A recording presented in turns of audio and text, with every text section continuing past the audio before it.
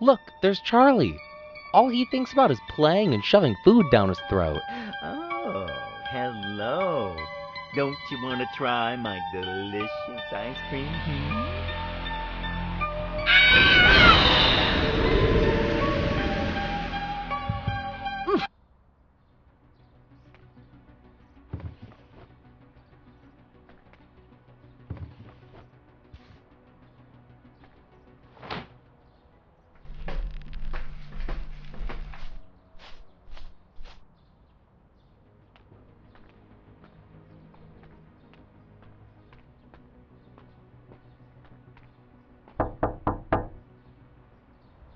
Hi, Jay. How are you? Mr. and Mrs. Jones, I have to tell you something.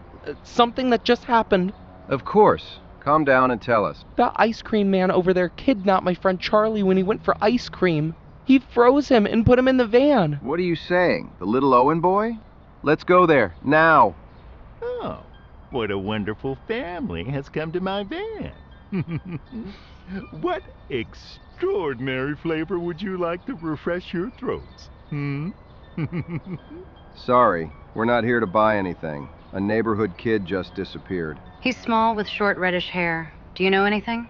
Oh, I have no idea. Maybe if we have a special ice cream that I have right here, we can refresh and calm our minds to clarify the situation a little. So you don't know anything? Nothing? At all? Because this kid says he saw you with him. His name is Charlie. He usually wears a red and white shirt. Are you sure you haven't seen him? Oh, that doesn't ring any bells. Here, take these ice creams. They're on me, because I'm a friendly ice cream man. Then Jay must have got confused. This ice cream is delicious.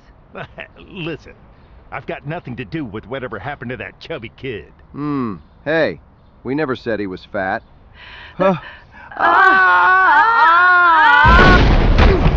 a bunch of nosy people.